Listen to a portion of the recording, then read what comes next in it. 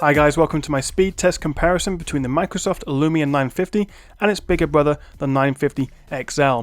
Fundamentally, they're the same phone aside from the form factor difference, 5.2 versus 5.7 inches, but on the inside, while they both have 3GB of RAM, the 950 only has a Snapdragon 808, whereas the bigger XL has a Snapdragon 810.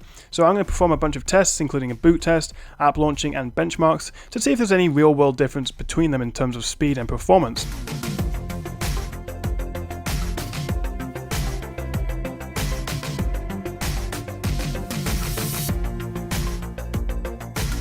So the XL just takes the win there, really not a lot of difference between them though in terms of boot time. So now making sure that there's no apps in the background, nothing cached, we can have a look at the general navigation, the UI of the phone to see if there's any difference. And as you can see, there really isn't a lot. Swapping up and down, both are very fast, very responsive. But swapping left to reveal the app drawer, the list of apps, you can see the XL on the right is just a little bit more responsive. It seems to react a bit more quickly than the smaller 950.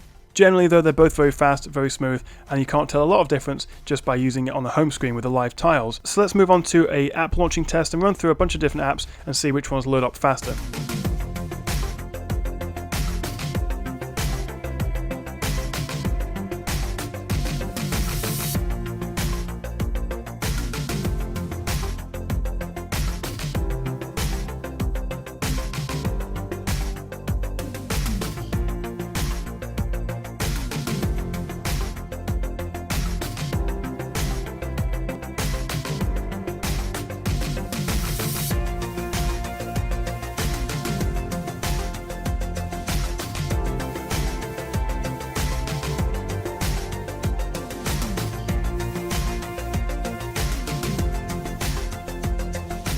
So as you can see, there really isn't much difference between most of the lightweight first-party apps in terms of app launching time. They're both pretty similar. The XL maybe just takes it by a fraction of a second in a few, but some are equal, and even the 950, the smaller one, wins on the odd one. So there's not a lot between them, and you can't really see the difference between the Snapdragon 808 and the 810 when it comes to app loading for these sort of smaller lightweight apps. So let's try something a bit more intensive, a bit more challenging. So let's launch the Asphalt 8 Airborne game. This is one of the most graphically challenging games you can get on Windows Phone, which is saying something because there's not a great deal of graphically challenging games on the Windows Phone store still, which is a bit disappointing, but that's a conversation for another time. So as you can see, Asphalt 8 does load a bit faster on the XL. Even the loading screens inside the app are about a second ahead, so we can get in the game by about a second in front of the 950. So a little bit of a difference there, but nothing really earth-shattering. Only side by side would you really notice that difference. In-game though, they both offer great performance, nothing really to discern the difference between them. There's no lag, noticeable slowdown, they're both very capable. And obviously these are the most powerful chips you can get on a Windows Phone, so they should of course be able to run anything on the Windows Store, and it does. But as you can see, there's no real difference between the 808 and the 810. They both perform very well, and there's no lag or slowdown or stutter.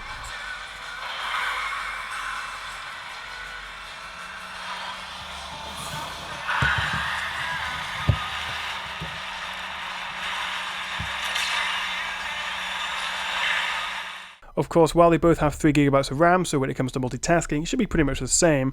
The difference between the 808 and the 810 is a hexacore versus octa-core processor. Not only that, but the 808 has a lower clock speed at about 1800 MHz versus the 2000 MHz or 2 GHz on the 810. So not only does it have fewer cores, it's also clocked lower. But it turns out it's not really having that much of an effect in game or sort of in general use of the phone. There's also a different GPU. The 808 uses the Adreno 418 versus the Adreno 430, which is significantly faster on the Snapdragon 810.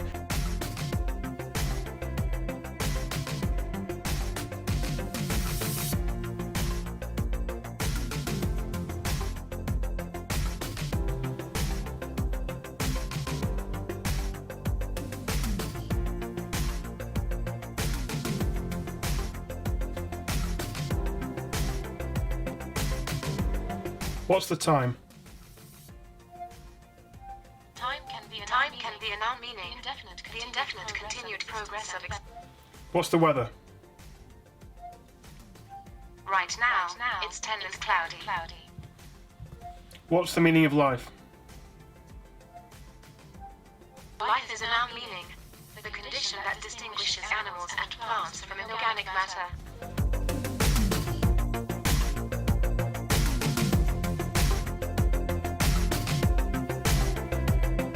So even synthetically, even artificially, even these benchmarks, there's not a lot between them. So while the 808 and the 810 on paper, there's quite a bit of difference, in reality on these Lumia 950 and 950 XL, there's not a lot to separate them.